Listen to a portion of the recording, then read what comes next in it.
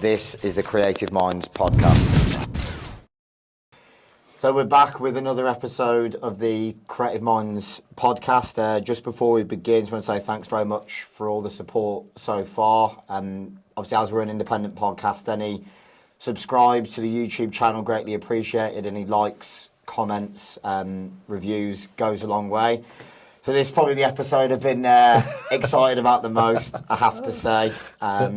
With everything that's going on at the moment, obviously with the UK government recently deciding to up the age to 18 in terms of consent for people that are allowed to go on to, so is it adult websites? Is that how we'll refer to it? Yeah, we can refer to it. Just so we don't get censored on the first the first part for the monetisation case.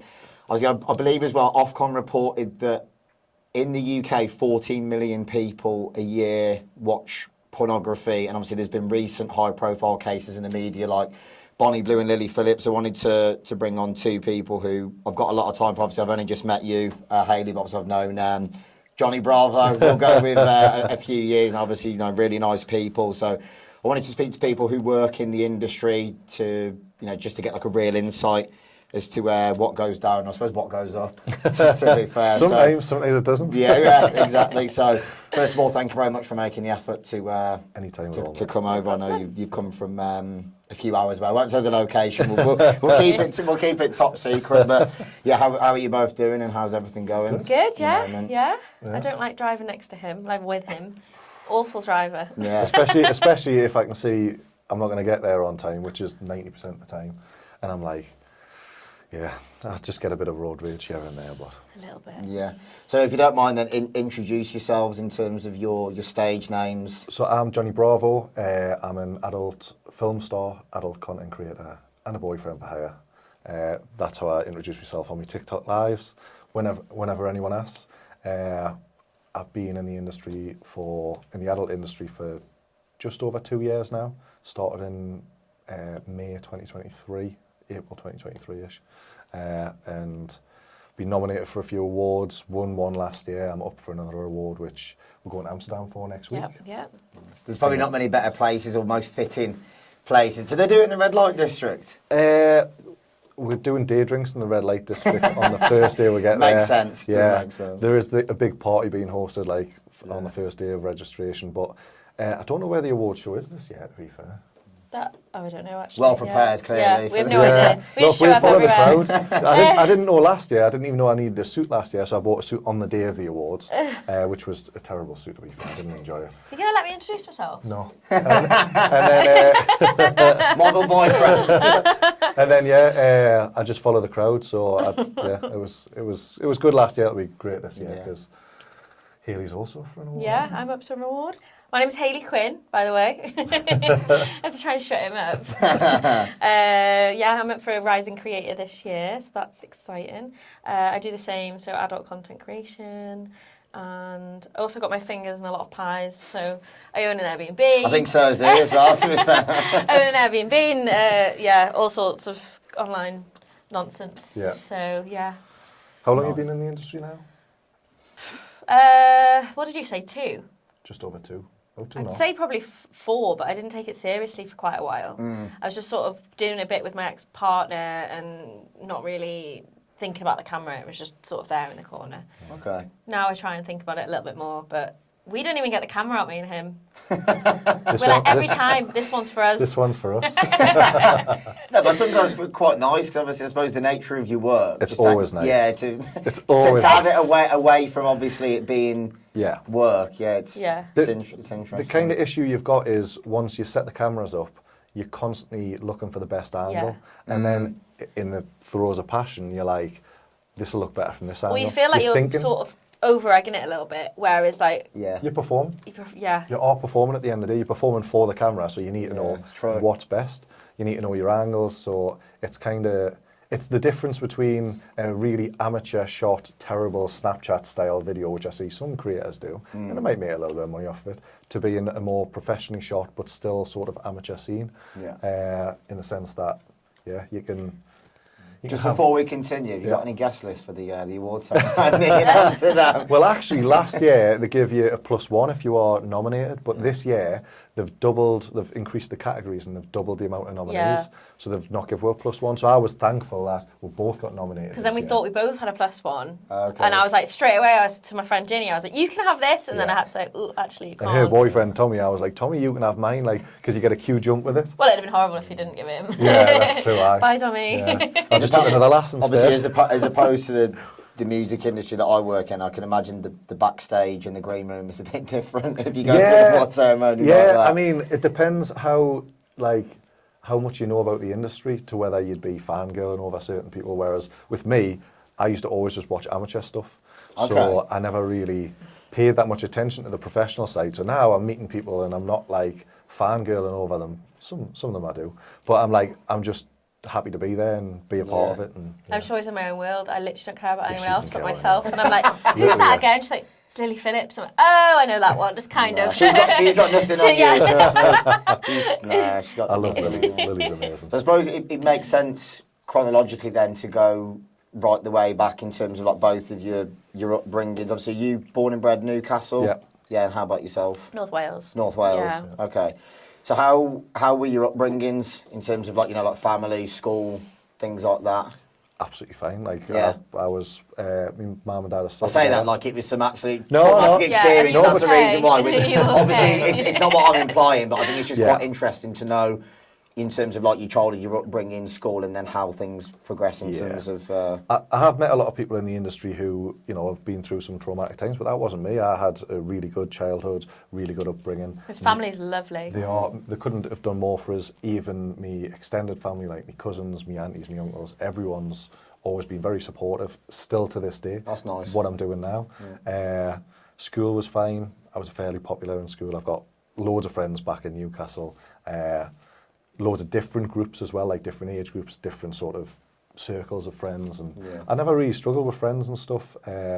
Never really got bullied. Just had a fairly normal childhood. Only and now, upbringing. though, they're just like, can you not send that on the group chat, please? A couple of them, it's kind of getting at them because they're going, and obviously they're working like full-time jobs, like Very normal yeah, lives.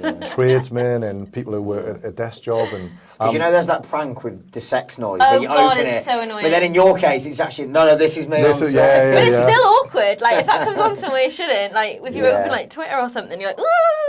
Someone did that prank when I used to work in banking, and it was like 150 people on an office floor Oh, no. in finance, and he was a gay chap as well. So we had it open, and people, is that your fella sending you a video?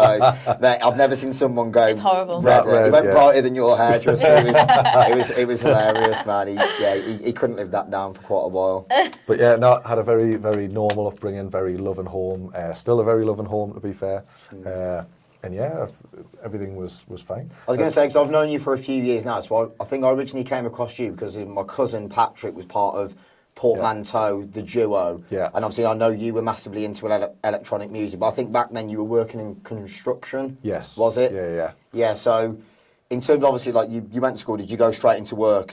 No, soon as- so I went to school, I'd done my A-levels, hoping to go on to do law and become like a corporate lawyer, because I knew there was good money in it. Nice. But then I dicked about, to be fair, I dicked about all of my school. Quite I just got literally. good, yeah. Quite literally now. There's a lot of puns in the appearing in this thing. That's absolutely fine. No, I did mess about in school, but I got good grades. I just didn't enjoy taking work home with us. And then obviously done my A-levels, and it was all coursework based, and I was just fucking like, fuck this. I just partied through. Yeah, to be honest, as soon as I was doing A-levels back then, I was like, I'm still a bit chubby now, but I was like the chubby lad with long blonde hair. Didn't go out because I was 16 to 18. Even fake ID wouldn't have helped me. So I did all right at A-level, but then you've done that much work, and then I think I can't do another like 3-4 years of uni. I mean, corporate lawyer, that's heavy. Yeah. Heavy work when you're going into uni. And I wanted to go to Northumbria Uni, which is based in Newcastle, based in the northeast. I didn't want to move away from home, and to get into that the law sort of school there, you had to have A, B, and C at A levels, like A and 2Bs or something, and I just flunked out. I think I got a C, D, and an E in the end. Yeah, it's hard, man. Like A levels I know a lot of people that smashed it at GCSE, go like, I got 10 A stars, but then A level, you can't just flunk it. You can't just be like, I'm naturally clever. Like, you have to put in some serious work, to be fair. So I left that, and at the time, there was a construction firm, a big national construction firm building a new school at the school I was doing my A-levels at, my high school. And they were interviewing for like joiners, brickies, all that sort of stuff. So I went in to go be a joiner, went and done the interview, and the guy who interviewed us said, you could be a civil engineer with your predicted grades and stuff, which I didn't get. And I was like, all right, yeah, sound like people keep saying this to us, but I don't know what it is. Explain what a civil engineer is so I can get my head around it. I really want a trade where I can do a bit govy work on the weekend. So he kind of half explained it, didn't explain it very well, but said, being a civil engineer, you won't need to do govy work, you get paid that well, which was true eventually when I actually come out of my time after uni and stuff like that, and I went freelance. But whilst I worked for them, my God, the starters on 14 grand a year. It's 18, and I was 22, I think, 23 when I left them, and I was on 17 grand a year. So in like 5 years, I'd had like 3 grand's worth of pay rises, and there was kids younger than us who were overtaking us, and I was just like, yeah, fuck this. Left. You got to know I think it comes to say you got to know your worth. Yeah, and enjoy it to an extent. You can't even turn up on time though, so like that's how much he hated it. Like to be fair, I hated it from the moment I started to the moment I finished it, and I left there, went worked for someone else, got a 50% pay rise, was really well looked after for the next firm I worked for. Worked for them for 2 years, left them and went freelance when I come out of my time because my money didn't shoot up like I expected. So I was just like, right, fuck this, I can get double the amount going freelance, and then I was earning like over 100 grand a year in construction, doing it on a sort of... Was it the Reuben brothers you said you worked for in Newcastle? You know, the ones that are part Newcastle owners, or did I understand that wrong? Correct me if I'm wrong, by the way. Yeah, actually, no, when I was, I think that was 2023, I was on a freelance job. Because they're massive in construction, aren't they, the guys? Yeah, well, I know they own a lot of real estate in London. So in Newcastle, they're busy redeveloping the city, but they've got different firms working for them. So they've got Bowman Kirtland working on a couple of sites, and they were basically going to get all of their work, one of my friends was telling us. But this little job in the centre, which was like a refurb for the old fire station, they didn't award them that one because they couldn't be seen to be awarding them all the jobs. Yeah. So I was on that one. I can't remember who it was for now, but I was only on a few. It's mad though, when, you know, in terms of business, when you meet certain people and you think they're at a level, and then you come across the likes of the Reuben brothers, obviously everything that's going on with the Newcastle investors, and you think, mate, there's levels to this, to certain games. It's very interesting. But yeah, I've done that from like the age of 18 until literally the start of this year, didn't I? So just before I turned 34. So I'd done it a long while, and I was like, I'm done. It's time to do. How about you, Hayley, in terms of... I was North Wales. What part does that fall under? Sorry. So like there's like Llandudno, like Rhyl, all that sort of area. I used to go on there to school trips. Did you? I feel like everyone's been there. we can afford, mate, back in my day. Everyone's been there on holiday, but my childhood wasn't the most normal, but it wasn't horrible or anything like that. Yeah. So my dad owns a caravan park, so I just sort of grew up as like a little Gypsy random girl. I don't know if you're supposed to call me that, but I pretty much was. So I just like free to do whatever I want. It had like no rules sort of thing. I imagine it's quite nice though, the freedom of being on like a caravan park. Yeah, there's no, and your friends sort of come back, so that they're owned caravan parks. So your friends would come back each year. It was just a bit lonely in the winters. I was like, when are they going to come back? I can imagine it. In Wales in the winter. Yeah. That's enough to build your resilience. So then I was quite good at being friends with myself, so that helped. Then, all through school, the same. I was a bit of like the little weird gothy kid, which you could probably imagine. All my friends were like little skater guys and stuff like that, but I literally thought I was Avril Lavigne at one point. And then, so what years were you at school? So I think finished 2009. So it was about the same time as me. So that would have been like Michael Jackson died on my like prom night thing. Oh no! That's devastating. He ruined it a little bit. That's devastating. Completely killed the vibe. Yeah, he did. Yeah, so that would have been the era of like Good Charlotte, Evanescence, Avril Lavigne, Limp Bizkit, Linkin Park. So them musically, it was next level. Because when I've said a few times about repeating myself, like Darren Styles was always the go-to when I was like happy hardcore, whereas I was always a bit like buying a Good Charlotte album. Right. People would be like, "What the fuck's wrong with you?" But you can't. Yeah, that era of like like MTV, it was like unreal. Pre-social media. Yeah. It was quality. Yeah. So did you go college as well? Once you finished school? I finished school and went to college. Well, I didn't know what I wanted to do, and my dad was like, "Well, just do business. Like, you can't go wrong if you just do business." I was like, so did business for a little bit, and I was like, oh, this is great. Then I moved away to Magaluf, did like a Okay. season there for a bit. How was that? I loved it, absolutely loved Wild. it. Yeah. Seasons in Maga, that just says... I wasn't very good at anything though, so I was like, oh, I could be a shot girl, and then would just get absolutely smashed because everyone would buy me the shots. So I was sort of making money, but then I was just wankered all the time. And then I was like, maybe For the first hour, yeah, and you're smashed in the corner. literally. And then I thought maybe I could be a PR. No, everyone would just wolf whistle me or just walk past me.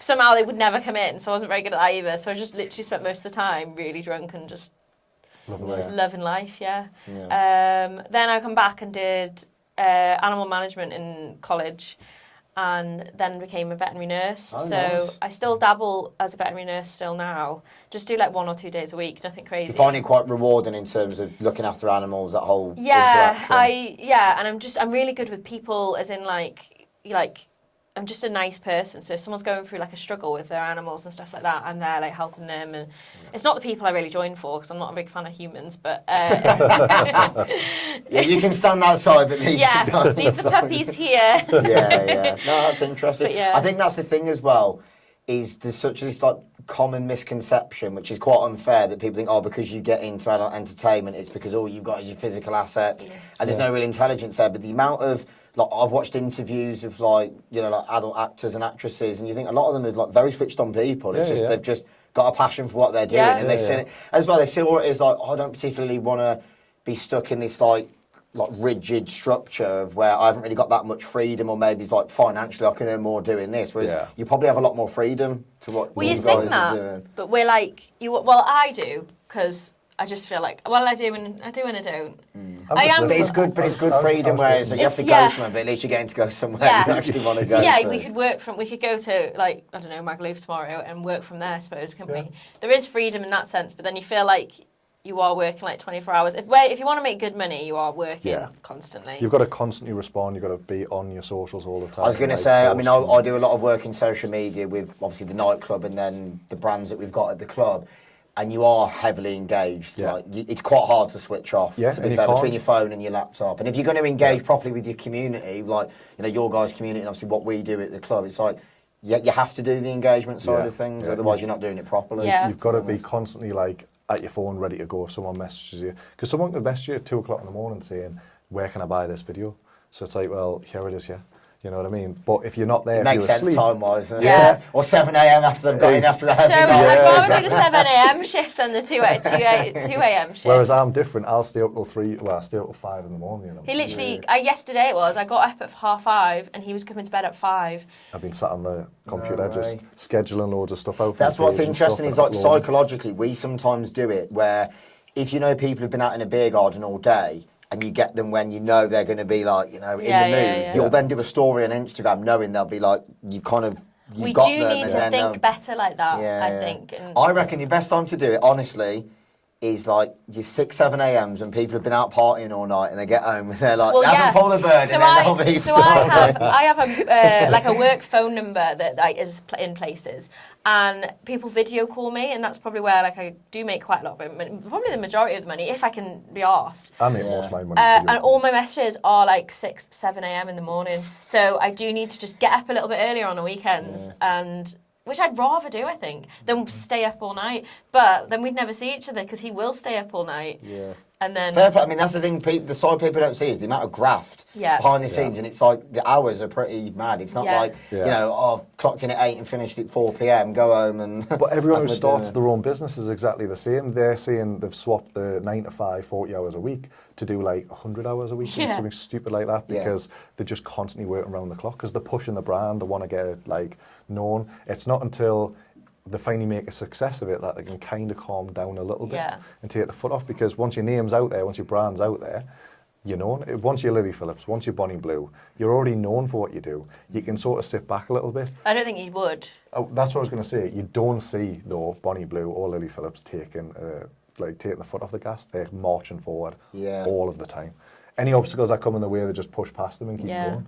It's insane, but hey, I admire the work ethic. Yeah, I mean, we'll come on to that. It's a very interesting debate, I think, to be fair, which I can, to an extent, I can see both sides of it. So, obviously, away from the work side of things, how did you both get into the industry? Because I suppose it's not your typical, I've been on LinkedIn or I've been on Indeed or I've been down the job centre. It's quite like an obscure industry to get into, so I'm very interested how did it both come through about. exes. Yeah. Really. Okay. Yeah. So, but did your exes both work in it before? Well, no, we just both had a partner separately, obviously, and they both decided, oh, that'd be a good idea. Let's try that. Sort of. Yeah. Very new, sort of a similar startup, really. Yeah. Like I got into it via like swinging sites and stuff like that. Okay. So me and my ex-partner decided to start swinging and stuff like that. Started filming the stuff that we're doing and put it up on the site for free. But you could only upload minute clips, and there was like, we uploaded a few bits, we got quite popular. That's all it'd take me to well, literally, like we were filming for like an hour and a half. And you got some stamina, so fair play. And we're kind of like we're chopping down like and getting like a minute clip here and a few pictures. And obviously the star of the show was her. It's always the female on the swinging site. So we're on there as a couple. I uploaded this one clip that was a minute long. It was insane. Like it was really good, and everyone ran with it. And all of a sudden, at first it goes out to like your region, and then people like it in a sense. Like, they like it, and then it pushes it up in the hot photos, and it got to the top. And then once it gets onto the like first page of the hot photos, everyone on the site can see it nationally, internationally. So then it was getting like liked loads, and people can then hot list you, like favourite you. And then anything you upload, when they're checking the hot list out, they'll see everything you upload. So all of a sudden, you become one of the more popular profiles. So we're on there for like 2 weeks, and then she was like, we should monetize this. And we just had to figure out a way to funnel them off of that site onto her Instagram before she started the link and then pushed that. Yeah. Because there is a business strategy to it, isn't there, in terms of how you drive traffic to certain things. Like I know you've got a big following on Instagram, so that probably helps driving traffic to OnlyFans. Yeah, it does in a way, but then recently I've struggled because they are you only have to do one wrong thing and then you get your whole account removed. So now I'm like so nervous to do anything wrong. I'm like, feel like I've not posted as much because I'm so worried I'll do something wrong. But I'm sort of thinking differently now, like doing it, trying my hardest to just be safe, really. And I'm like, when we make something or I make something, I'm like, what would a 13-year-old think? And I know, and then she gets turned on. You have to cut that. It's only a joke. Fuck the cancel culture. It's only a joke. That is a joke. If Jimmy Carr can get away with it until weekend. I have set my Instagram to like 21 plus, but obviously still when I'm making it, like it could go anywhere really. So as in when they verified their account, in order to access your page, they have to be 21. Apparently, that's how it works. But there's always ways around it though. Like I could easily put in my date of birth. You're obviously not going to say I'm 15. You're obviously going to say I'm 18 or 21. We get grief all the time in the comments, especially when something goes like a bit viral. It's like oh my god, you nonce or da da da da, and I'm like, how am I? I've literally made a reel. It's your thing. Is the way to look at it. It's your life and it's your profile.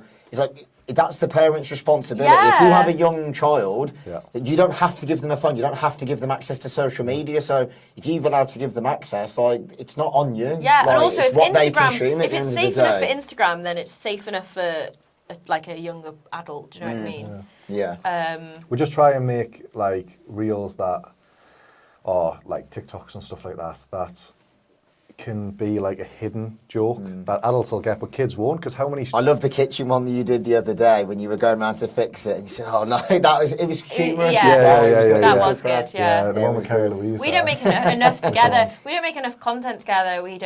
We sort of go off on our own tangents separately. Yeah. And I just know we can make so much more money if we just stayed at home.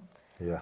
Yeah, but we just don't. Do you think there's a lot of people that are into that, the whole couple dynamic? There is a lot of people. Or even if not couple, we just make such hot content that it doesn't matter whether we're a couple or not. We don't have to sell it as couples content, really. It can go on like certain clip sites and we might not even know. We can claim that we don't even know each other. We've just met in the kitchen.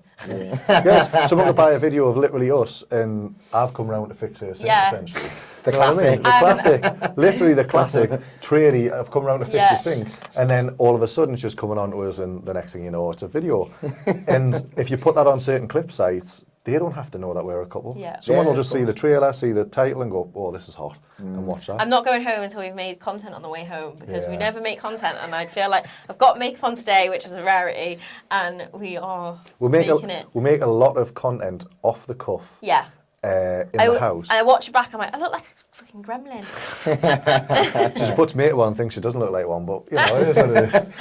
It's interesting with you saying about that clip that went viral. Would you say then that you might have an eye for the director side of things in future, with the fact that, you know, rather than you being directed, you almost have a certain eye for like angles and things like that, or not necessarily? Do you think it was just a bit of... That was just a bit of dumb luck. I didn't actually film it. So Okay. me and my ex-partner were having a threesome, and the guy who was involved in the threesome, I was like, we'd already done this action in some of our own content from one static camera, but it didn't capture it properly. I can't, like, it's hard to explain without going into specifics, but I said, passed him the phone, I was like, do us a favour, just film this, film it from this angle. He's like, all right, yeah, no bother. Started filming it, and just what happened was captured so perfectly. And it wasn't because of his filming, it wasn't because of my direction, it was just because it was just dumb luck. I knew it was hot when I first done it with her. It sounds a little bit like it was your direction, though, because you've literally said, It was. do this now, It and I will was. do this. It was, but then at the same time, the reason I said that was because we didn't capture very well the last time, Yeah. and I wanted it from a different angle. And actually, it always looks better when somebody else films it, rather Yeah. than static camera. So you can have a tripod set up, Yeah. you can have it like static, just facing whatever. But if someone's holding it and moving, like I filmed you with Longwood, Yeah. that looks so much better than Longwood, what a fitting name that happens to be. Very fitting. It He's a literally- big yeah. guy. Stage name or... Stage name, I believe, yeah. Yeah. Just big guy, but a lovely guy as well. Yeah. But I filmed you with him, like you and him obviously doing a scene first before we done a Yeah. scene, all three of it together. And because the scene of the three were together was on statics, and the one that I filmed, I had like a proper rig set up with the lights coming in and out and just... Yeah. Because it getting is all the very angles. professional. Like when Yeah. you see, obviously, massive companies like Yeah. Brazzers, which obviously I know Kieran Lee, Danny D. Yeah. You know, there's certain stars that have absolutely smashed it. I think he's from Derby. Kieran's from Lee Derby. Is, He's back in Derby now. oh, is he? was So in he's from LA. Derby. Obviously, Yeah. gone out to LA. Yeah. Absolutely smashed it. I think he's got a partner and kids, hasn't he? Yes, he's got a partner who was in the industry, who was or is in the industry. Yeah. But like, I'm good friends with Kieran and Danny. Like the sound. Yeah, they seem like just proper down to earth, like lovely chaps. Couldn't be With, nicer people. And to be Like, fair, really in terms down of to earth. fame, it doesn't really get much more famous. Yeah. In terms of male Yeah. stars than those. So- Maybe Johnny Sins, obviously, as Johnny well. Sins is up there as number one. Everyone recognises Yeah, his face. yeah. If they don't know who he is, they'll recognise his face. I saw the interview when there was a guy in Manchester and he was going up to couples and he was saying, do you recognise this girl or this guy? So it'd either be Mia Khalifa, and then you see the girl's face and the guy would start laughing. She'd go, who's that? And he'd be like, oh, I don't know. They say, like, they have Johnny Sins as That's like a good idea. a doctor or a fireman, and then he just burst out laughing. She'd be Yeah. like, why are you not telling me? Like, Yeah. well, it's a bit snide though, because It's he's going to get funny, home man. and his missus is going to be like, what the fuck have you been watching yeah, behind my but back? who's that uptight to be like, oh, you're not allowed to watch Johnny? A lot of people. That's so I ridiculous. think, yeah. Yeah. It's a bit.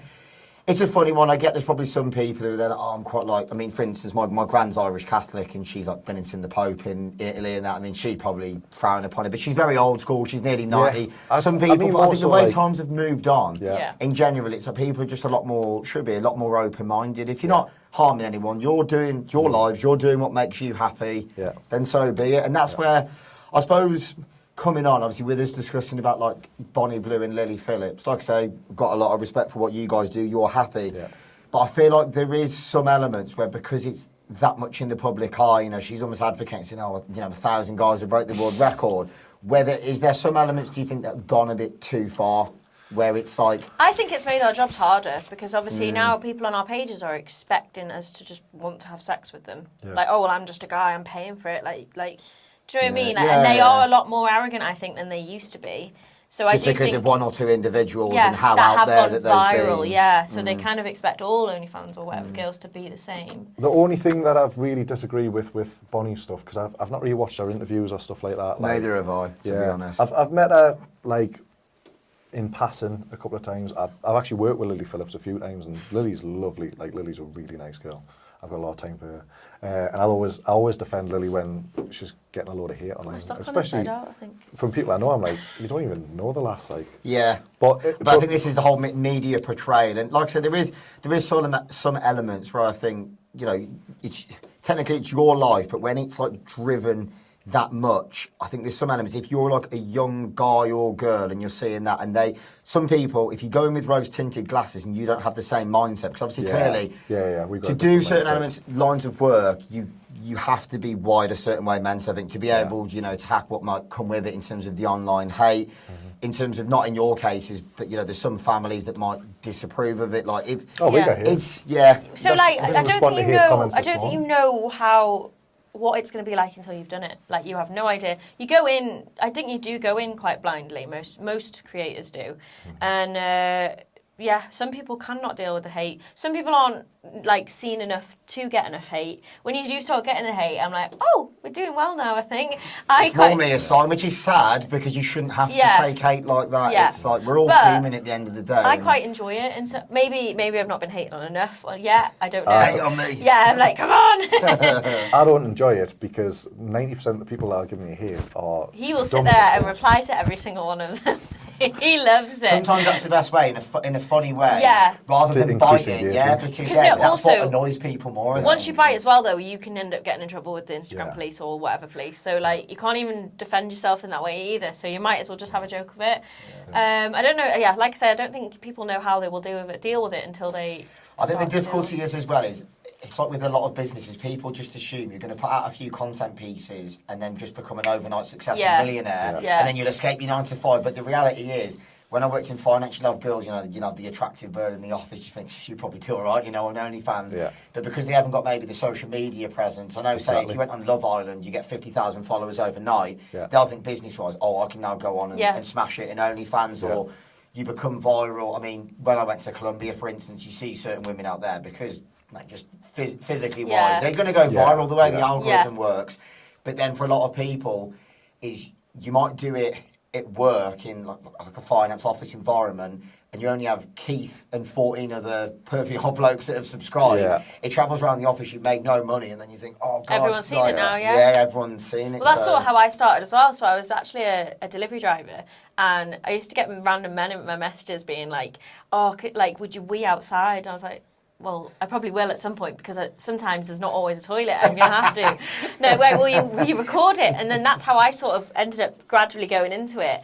And my partner at the time, he was like, oh, just fucking do it. If you're a fit girl, like, I would do it. So then it was just started off with wee stuff. But then OnlyFans stopped allowing, like, wee. Started off with wee, so that has to be in the clips. So. Yeah. Short form reels have to be. I did. And then, now it's just a bit, I just do sort of on the side, but you can't sell it on OnlyFans at all, so you have to use other platforms. So then when that all started getting stripped from my page, I was like, shit, what am I going to do now? And then I was like, I'm going to actually have to start. I mean, you've got to say, I've followed Tim Stokely on a fair few things, because he's just starting subs, isn't he? Like, he has, I've had a message from him, so have you, I think. He's like a tech entrepreneur genius. Yeah. Like, the way he's created that platform, I mean, I think, did he sell it? In the end, I think he sold. I don't know. A few $100 million, wasn't it? Or maybe I think he sold it, and I think the owners who've got it now are currently trying to sell it as well. I think they're going through a sales, or whether that's him selling it now, I don't know. But it's one of those business ideas you think, why didn't I think of that? But it's like the level of tech that goes into behind the scenes and developers and stuff that you need. But you can't knock the geezer. He has absolutely smashed it. The crazy thing about OnlyFans is, as a platform itself, it's quite archaic. It's not actually the best platform. No, it's the worst one. It's one of the worst. It's not one of the worst. It's not the worst, but it's one of the worst now, because they just haven't improved it. They haven't updated it. There's still things on there where it's like just minor improvements would make this so much better. But they don't like sex workers. They try and get rid of sex workers. They're trying to get rid of constantly. So OnlyFans was started not for sex workers. That's what I was going to say. It wasn't started. It was started for like Gordon Ramsay to have a subscription page where people subscribe, or like and a basketball get recipes each week and all this sort of stuff. So it was like a platform for celebrities to connect with fans. And then during the epidemic, during COVID, we've come along, the pandemic, ruined the whole thing for them. Sex workers just started utilising it and selling loads of like adult content on there, and then before you knew it, it blew up. If it wasn't for the porn industry, if it wasn't for the adult industry, it would never have reached the heights it probably did. See, this is where it goes to show when people sometimes take the moral high ground, which I said even before we come on live. I've been to South America. I've done my fair share of partying, but it's like people sometimes take the moral high ground. It's like behind closed doors, mate. You're probably someone who's subscribing to the content. Well, going on these or wishing they websites could, or like fantasizing about It's, like, it. it's not a coincidence that Ofcom have said 14 million people. They can see the statistics in terms of search engines. Yeah. Clearly, there's massive appetite and demand for it. Yeah. People will say one thing and then behind It is a closed doors natural do thing another. that I think should be able to be accessed, obviously of people of age. Yeah. But they've made it hard for people of age that, I don't know. The crazy thing is, those new Ofcom rules that have come in, or whatever, the new Online Safety Act for age verification and stuff, it's not just targeting adult websites, it's targeting all sorts of gambling and everything.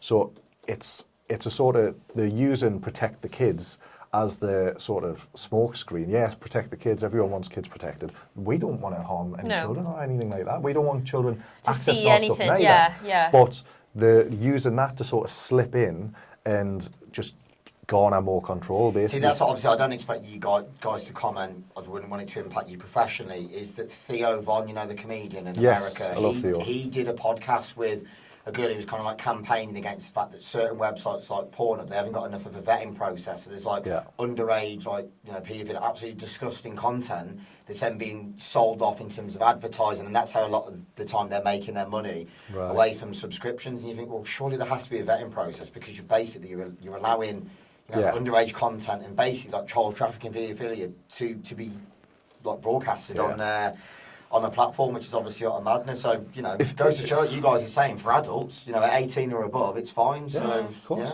But also, in the same line of talking about that, I had a laptop from a very, very young age with a wireless card. I was one of the first people to have it out of my friends. I was determined, I was determined to find porn when I was very young. And I tell you what, I found it from the moment I got that laptop with a wireless card, and I watched it throughout. And I just clicked, I'll enter because I'm 18. I'm not going to say, no, exit this page. I want to see what's on it, so I'll click enter. How old were you? Oh, probably about 11. Maybe it's 10 or 11. Maybe it's 12. Do you think out of interest, did that come from, like, for instance, like growing up, my dad's been married 3 times, my granddad was married 3 times, like, they were both very active. Active kids. Do you think part of that was inherited? Like, were your family members quite like... No. No, not really. Don't That was talk about just sex. naturally just what... They generally don't talk about sex. No. I was just curious. I was a curious Was kid. it your friend group? Possibly, because I had some older friends and stuff. When you make dens, you come across old S dirty mags, So you're looking at those. You're a curious kid. You're horny growing up. Yeah. I was wanking when I was about I'd 6 years say, old, man. I was 6 year old when I was wanking, but I'd say I'd probably just hung around with a lot of guys, so I felt like I probably learned stuff through them. I probably didn't see much for a long time, but I'd heard everything and learnt a lot of slang. But to be fair, as Jason in between us said, caravan club. It's, It goes on in caravan club. One thing I will say though is obviously I had a laptop with a wireless card. Back in those days, that was quite rare. Now, loads of kids have smartphones. You didn't need dial-up talk to No. that then when you were trying to knock one out. Mum, get off the phone! I think the first we did when we first had the home computer, which I didn't really use for porn, but when I got my laptop and there was wireless cards, I was like, this is in me. I was in my bed, like watching, and then you could hear the creak on the stairs. You'd hear the door open downstairs, and I was like, shit, they're coming up to check on me. Shut the Like laptop Jay lid. Jay on the in-betweeners with the scoop, the scoop mask.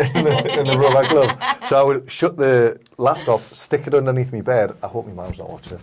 Stick it under my bed, and the laptop would automatically go into sleep mode when you shut the lid. But it took a few seconds, so I had to time it right. And I was just lying there in bed pretending to be asleep, going, please. Sounds still on even Oh, yeah. Please, fan, just calm down so I don't get caught, And then they'd open the door and I'd be like, God bless MacBooks now. Just exactly, None of these like Dells or HPs. in solid state drive, so there's no moving parts, so you can't hear the fan. It was. You should have done IT. Sounds like it would have been more helpful. I was very into my IT when I was a kid. You are good. Like, if you ever do Cam and he's like, we'll set this up to this and this goes here and Link blah, this, blah, blah. Use this app and And then we use can the see the phones. screen from here and I'm like, what the hell? There's no webcams, we just link the phones up because it's a much better camera, and I'm like, we've got I a don't do mini anything, camera. I just wait for it. Yeah, she just waits with that sort of, lingerie on and that's like, when are we starting?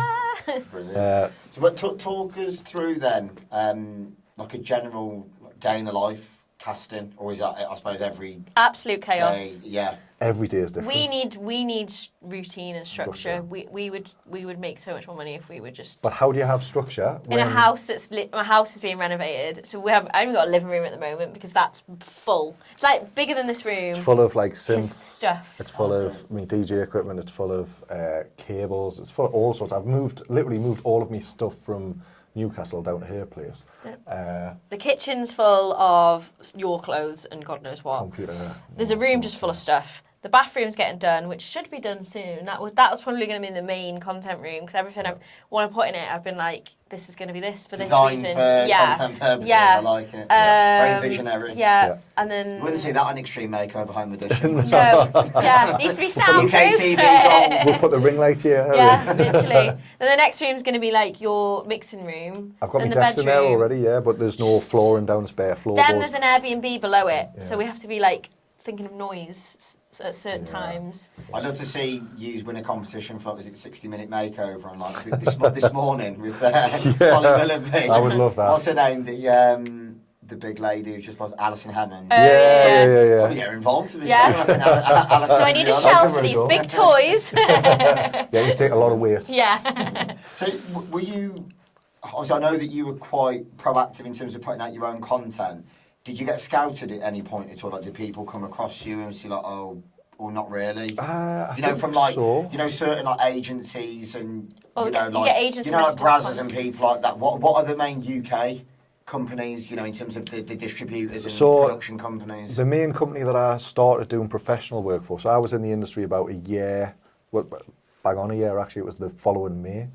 So the following May, after May 2024, I started doing professional scenes for a studio called True Entertainment, and they shoot for Nubiles, Nookies, VIP 4K, Naughty America, like a few. So no Naughty. Yeah. I know, but Naughty everyone- America is massive, isn't it? Yeah. Like, it's So, huge. so they do various different things for various different companies, US based. So they get scripts sent through, and basically they just have to shoot all the content and then send it to them. They'll edit it, put it together. So they get male performers in and female performers in to do the scenes that they've got. And I just started doing paid work for them whenever they booked us, and that got me sort of into the studio professional style of working. Do you have agents? You know, like obviously in musical football, you'll have an agent that's obviously very plugged in with their network, and they'll maybe take We've got, like, 15 or 20%. Nicky's models, haven't we? But they're Yeah. more like. They're they were- international work, yeah. So I started just booking myself for everything. I booked all my own collabs. I reached out to people, and then they started reaching out to me when I got to a certain level. Very business minded. Yeah. That is a lot like how you do it, I suppose. But then once you've worked for one paid company, I feel like they're like, oh, who's that? Like, I feel like it helps you. It does help push you out, yeah. Push you because, out. Because they put you on all of the different platforms. They put you on all the tube sites. You get seen over in different countries. So, and then you've got a professional body of work, like a portfolio. You can say, well, I've worked for this Yeah. company, for these companies, through the same studio. It doesn't have to be through different ones. But in the UK, the industry's pretty dead at the moment. They're on about. That's why Kieran Lee's come back for Brazzers. He's going to Reignite it. Yeah, he's going to Yeah, head so up. they've brought like a STI testing centre over so that it's going to be easier and cheaper because talent at the testing, moment we've been paying like £400 or something for like For tests. for proper. You gotta- Right, yeah, for private tests. And you yeah, gotta test every they only 2 last weeks. like 2 weeks. Yeah, so then you've got to do that. And that's the thing as well nowadays is I know in the past there's been, I mean, like probably talking 80s and 90s, there was a lot of like HIV and ATS because obviously back then, it was, especially in America, Yeah. it was massive. I mean, even away from there, I know there was obviously Freddie Mercury sadly Yeah. died of AIDS. I think people were, you know, at it but not taking necessary precautions. Yeah. You know, I think a lot of people don't realise is the amount of safeguarding nowadays, especially with sexual health that goes into it. So you get tested for everything. I'm assuming everything 2 every 2 weeks. Yeah. Even stuff that the NHS don't test for that we test for. Yeah. Like the general public have would not know anything what about. it is, Yeah. yeah. Is it because of obviously the amount of interactions, but sometimes is it different nationalities and things like that? Or? No, I think it's- everyone should be testing for it really, but There should be, but the NHS don't want to pay for it. It's a cost thing. So the NHS are a cost benefit type thing, or cost risk or whatever. So they don't want to start testing nationally for something that they don't deem as a major threat. Whereas in America, where it's all private anyways, they do test for it. In Europe, they do test for it. What are generally the biggest like STI risks? Chlamydia, The most common chlamydia and ones. gonorrhea are the most Yeah. common, yeah. But then there's like one called MGen that you can makeup. get, which takes a long time to get rid of, and then you have to have like a lot of antibiotics, like really, really Harsh dangerous antibiotics, antibiotics. yeah. So Can give you suicidal thoughts and all Like- sorts. Really? My mate's ankle was knackered for about 6 months after he took them. So I spoke to the NHS about it, and I was actually telling them about it. I was like, this is this, and they just had to keep Googling it, like what all the information was and stuff. One of the nurses there, and then, yeah, it is serious, but... And it does capture a lot of people. That's probably captures a lot of people in the industry, Yeah. MGen. But they didn't used to test for it like a year, 2 I think years it's a ago. similar... Is it similar. come about from the industry, that particular... Obviously, it's always been there, but the industry just started We in just the test for US it. started testing for it. Then some people over here started testing for it, and it's gotten more widespread now. Right. So yeah, there's like 2 or 3 that we test for that. I think it's say similar get to chlamydia, isn't it? It's just It- harder to... It's harder to get rid of because chlamydia you treat with doxycycline. Just a week's worth of doxycycline should clear it, and with MGen, that sometimes doesn't work. So then you get antibiotic resistance from that. Right, okay. By taking I it, did not read doing articles and they were saying, I mean, even... The funny thing is, I grew up in Shrewsbury where you'd have people that went to private school, and in some ways they're very, like, they'll look down on people who are working class.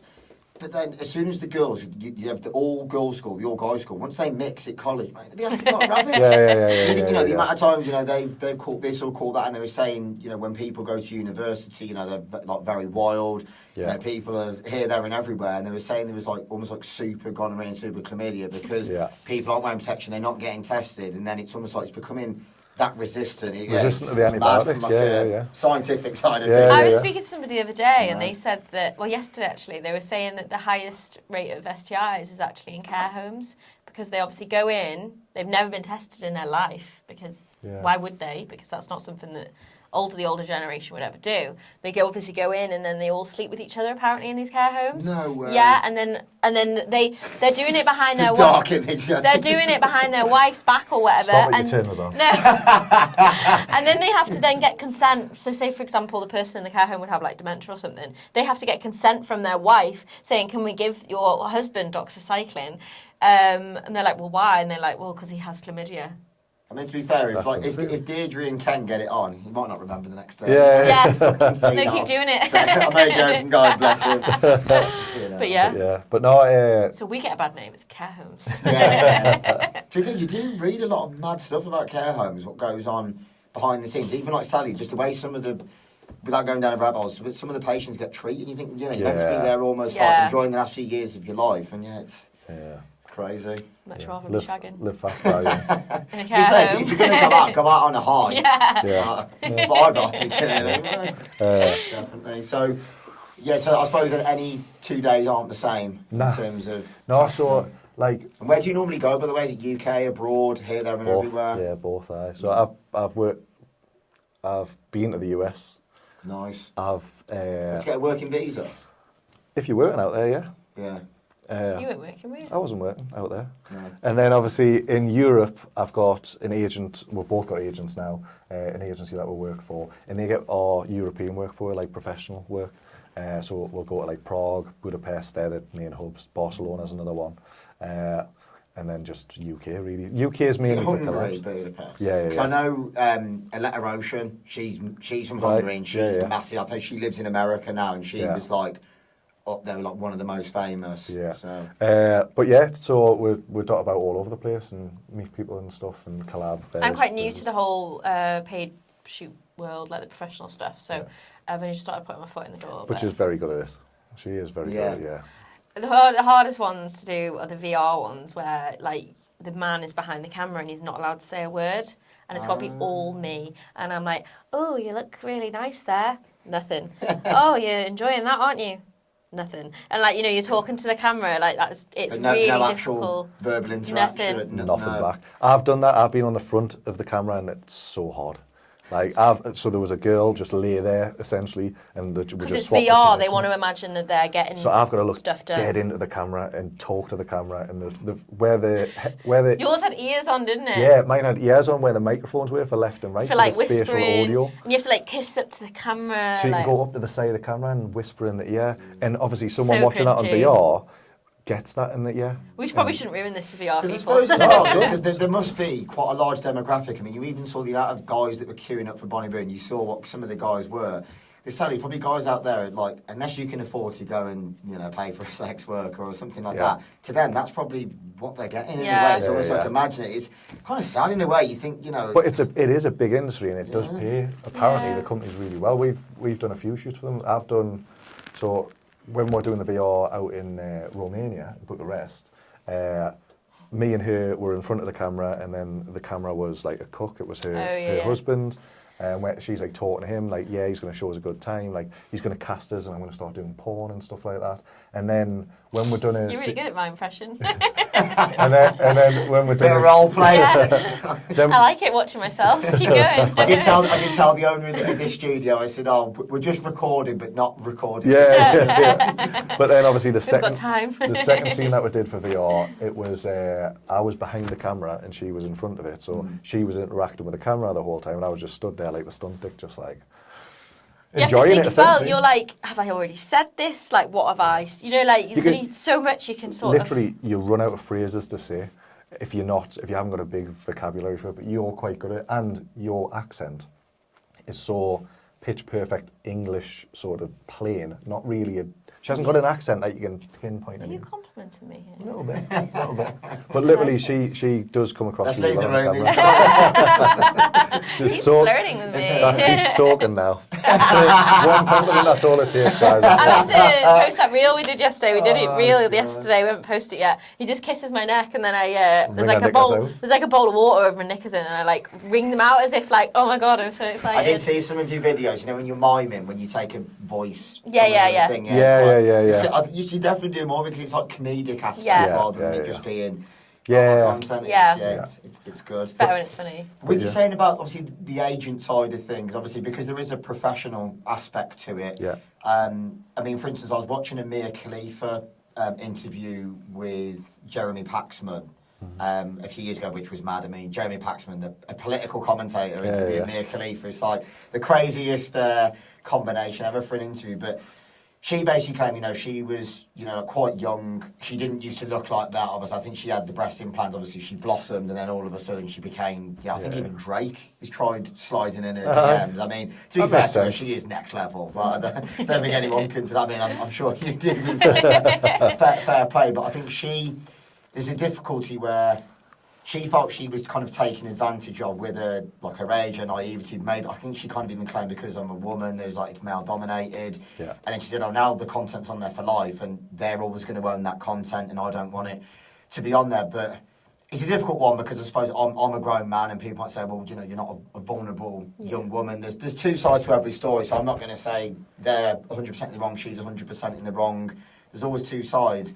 But surely there's an element where if you're signing up for something like that, you're going to want to understand, if you're signing a contract, the legal terms. And I know people might say as well, sadly, there's cases where people might go to Hollywood trying to be an actor. They realise they're not going to make it. I think there's a case where people say they've got no food in the fridge and they're like, I'm having to almost go into it because I've got no money. Survival. They can't afford lawyers. Like how does it work for you guys? Like, do you generally you're quite clued up in terms of what... I am glad I've gone into this at this age. So obviously I started the content side of it. That's all my content. I could do what I want with it. I could have took it all down whenever I felt like it. Obviously there's always going to be the odd leak. But I am glad I'm going into it now. My family know what I do. Not all of them agree. And you think there is elements where, people are kind of very young? Because I know it was quite sad when James English interviewed Sophie Anderson. Obviously she sadly took her own life, and I think she had a really traumatic upbringing where she was obviously you guys said perfect, really nice upbringing. You've done it because you have a passion for it. Whereas in her case, sadly, sexually abused, taken advantage of. That's kind of what then sexualised her very young. And there's a lot of girls in the industry that are exactly the same. There's girls I've worked with that have opened up to me and told me about their childhood, and from the age of 10, they were they've had partners, they've had parents pimping them out and stuff, and I'm like, that's insane. That's very dark. And it's massively shaped their sexuality and the way that they are as a person. Yeah, they have different ideas of sex, kinks totally. And... But then also, I suppose if you're sexualised from such a young age and you've been through, Sophie Anderson, obviously I don't want to be really explicit here, but this is the nature of the of beast. course. She said, you know, she lost her anal virginity at 14, and you think That's insane. Wow. that's insane. Yeah. Then you think if you've hit that point by that age, when you become do you want? a grown adult, it's just going to become, Yeah. you know, your idea ceiling's of much your higher. idea of satisfaction just becomes more and more and more. And I think that's where, if you go into it where, you know, you've both had decent upbringings, you just have a general passion, that's what your desires are. I mean, at the end of the day,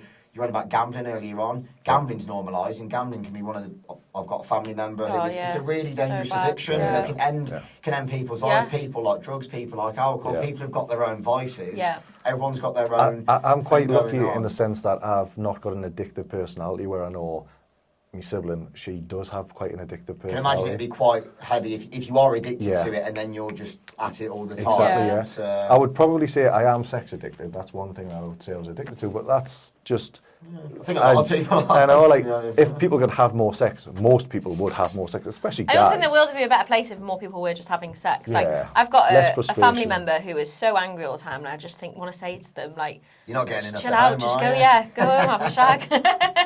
But like, It's true that I think that's why a lot of marriages end in the end is because The if you've sex been with dies. someone for that long and that desire and that connection Yeah. is gone, you don't want to be going to bed with someone every night and then it's just lights off. Well, yeah, See and you then in they the both become morning. divorced or whatever, and then they both find themselves again. I also think people, like a lot of people, lose themselves within each other. Like, I'm glad in a way that we are very separate, and we're very together, but we're very, very much have our own things going on. We do things very separately, and. Do you feel, obviously, clearly it does, because I see obviously the chemistry between yourselves even on this, because I suppose it is an interesting dynamic, not being a patronising way, because what makes you happy, what works for you both, is the fact that you're both with other people, but in a professional sense, but then you can both reconnect. Is that both just what works for you? Yeah. I'd guys? say so, yeah. Like, but this is all again very new to me. Like, I've been very like monogamous my whole life, and like wanted just one partner and things like that.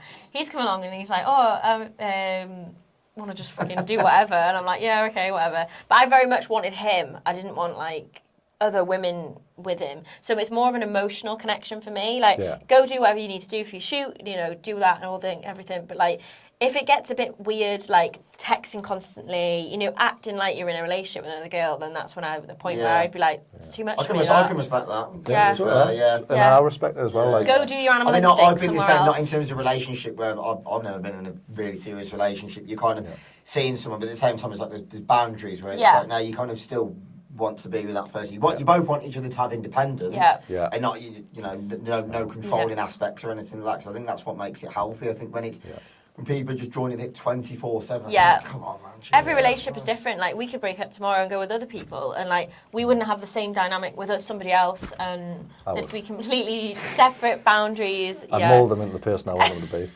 wouldn't I? You probably would, actually. That's what I've done with this one. So that's what I've done with the last one. So, so I've done with the one before that and the one before that. Nah, I'm joking. They're going to be watching this like, I hate you. No, I've been in a serious relationship.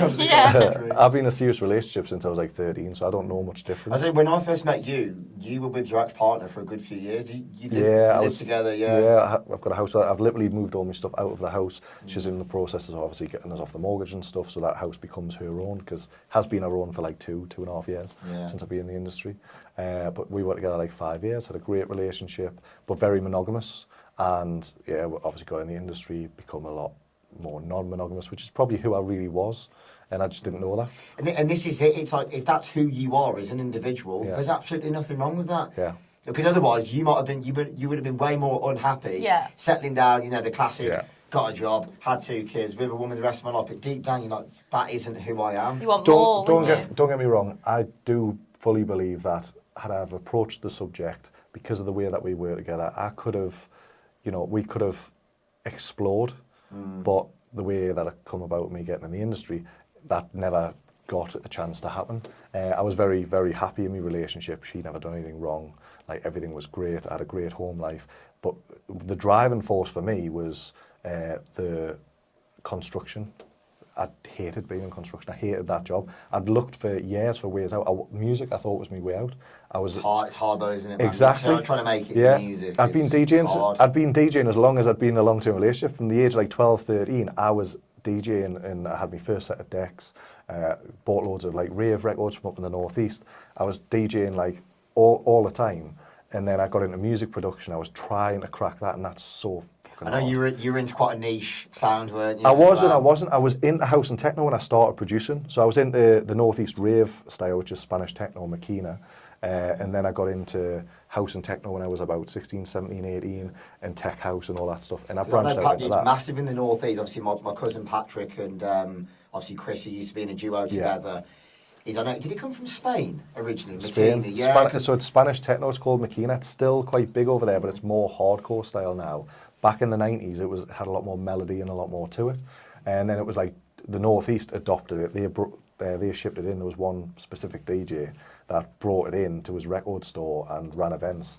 And then it was like German hard trance, and it was all like 175 BPM. Everything, even Eurodance was played at 175 BPM, and it was smashed out in a club called the New Monkey in Sunderland, which closed down now, which was an over 16s club, so there was no alcohol. Everyone was just off their faces every Friday and Saturday night, or all nighters. Obviously, Patrick's mum, she lives in Dubai now, but they're originally from Sunderland. Yeah. Is it the Empire in Sunderland? No, that's in Middlesbrough. Is it Middlesbrough? Yeah. So I've been around.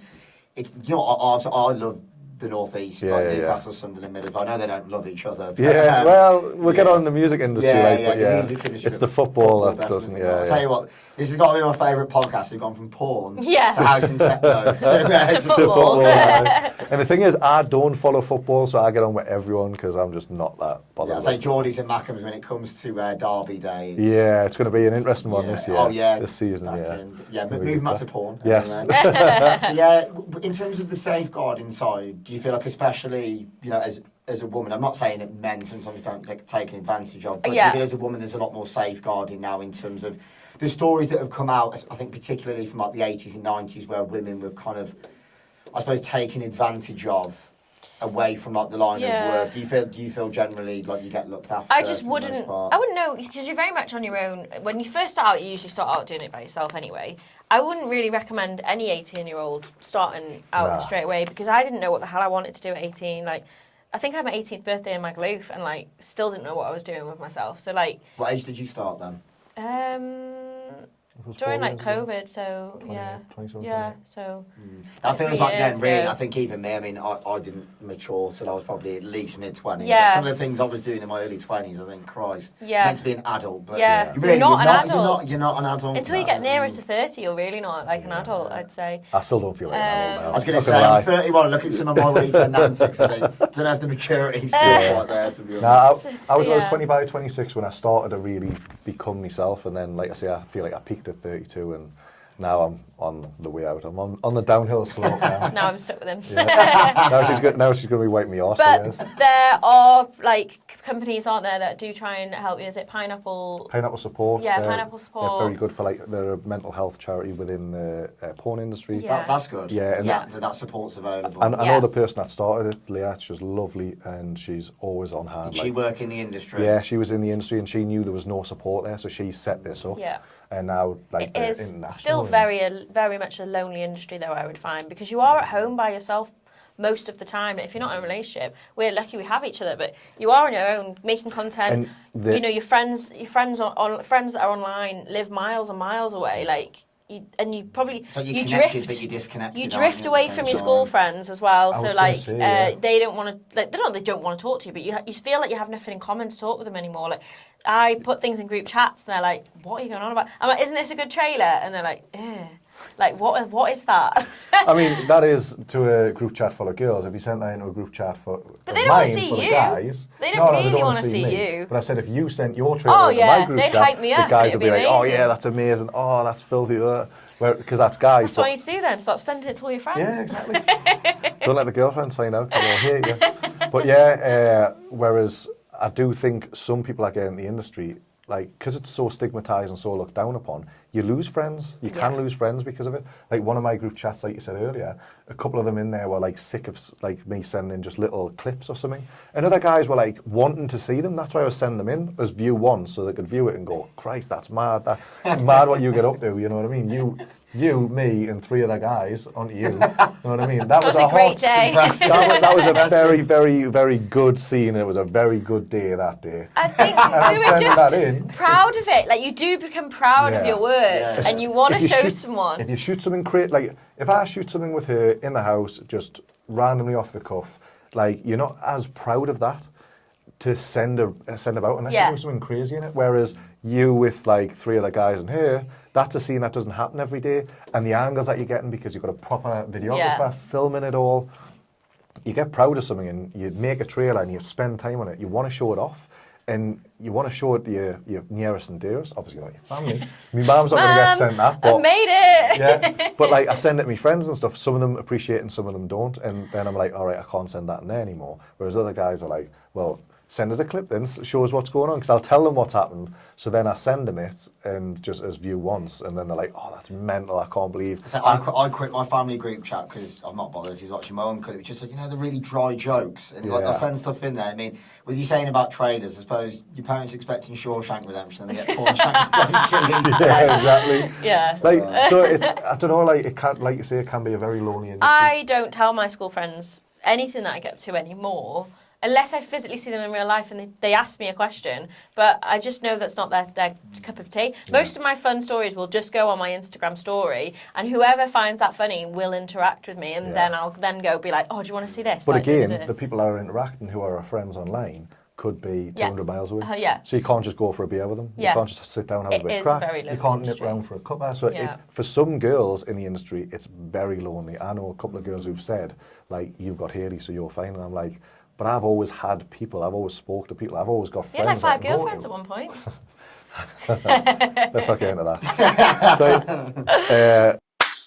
And that's it for part 1 of this episode with Johnny Bravo and Hayley Quinn.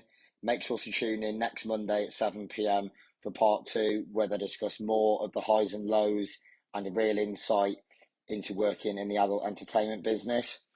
As always, thank you very much for the support. Any subscribes to our YouTube channel and any follows on our Instagram page at creativeminds_podcast, or of course any engagement on Spotify and Apple is greatly appreciated.